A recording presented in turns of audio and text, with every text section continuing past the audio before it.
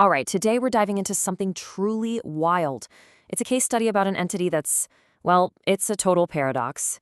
It's called the Serendipity Swap Shop, and you're not going to believe this, but its biggest problem is that it's just too successful. So let me just throw this out there right at the start. What if? What if the very thing that made you popular was also the thing that was going to destroy you? I mean, what if success was the biggest threat to your existence? That's the bizarre reality we're unpacking here. Okay, so you're probably asking, what on earth is the Serendipity Swap Shop? Well, picture this, a global, decentralized network. Basically, these little spots all over the world where you can leave stuff you don't need and take stuff you do. And the kicker, it's all totally free. No rules, no oversight, no one in charge. It's just this incredible anomaly in our super structured world. And that brings us to the first really mind-bending part of this whole thing. It's like a business of unbusiness. Let's dig into how an entity can actually thrive by literally rejecting every single rule in the business playbook. Yeah, you gotta wrap your head around this. This isn't a marketplace. It's actually the opposite. It's an anti-market. Its entire point isn't about buying or selling. It's a pure conduit for, well, for unexpected utility and these little fleeting human connections. You know, you might stumble upon a book you were literally just talking about, or a weird little tool that fixes that one thing that's been broken for months. That's the magic of it. So, for our next section, we're going to look at the beauty of all this chaos. Because to really get what this is all about, you have to appreciate that this amazing system wasn't born from some boardroom meeting or a fancy business plan. Nope, it started as barely a whisper. And the origin story? It's just so beautifully simple.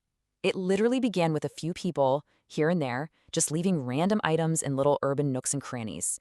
Then, other people would find them, take something, maybe leave something else in return.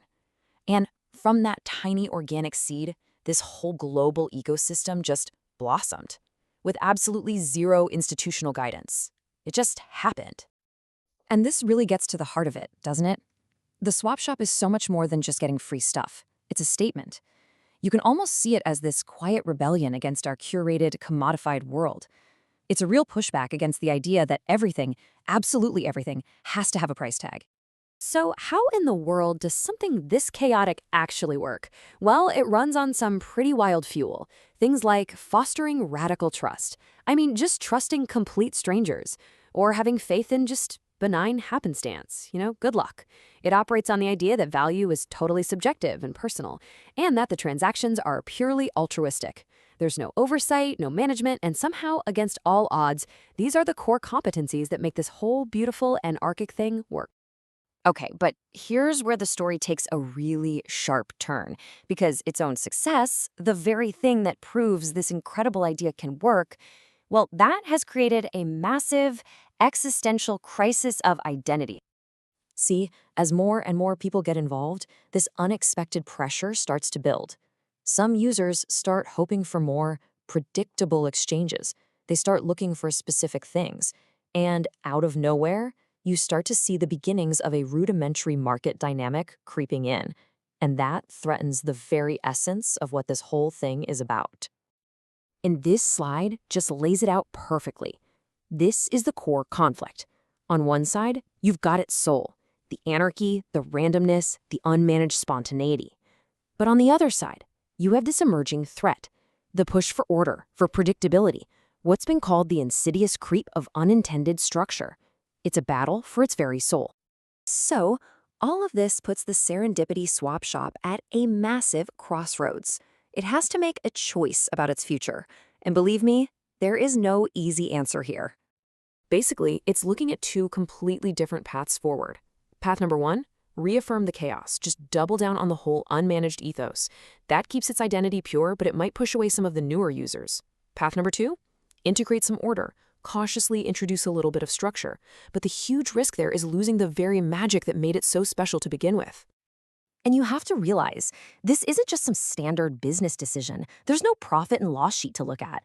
This is a choice about preserving a totally unique philosophical and operational ethos. It's about what it stands for. Which brings us to our final section and honestly, the biggest question of all. What is the future here? we're left pondering the sustainability of pure serendipity. Can an idea built on pure chance survive the spotlight of popularity? Think about that. There is one critical choice to be made, and there are exactly 0 conventional metrics to help make it. No playbook. Nothing. So, we'll leave you with this final big question.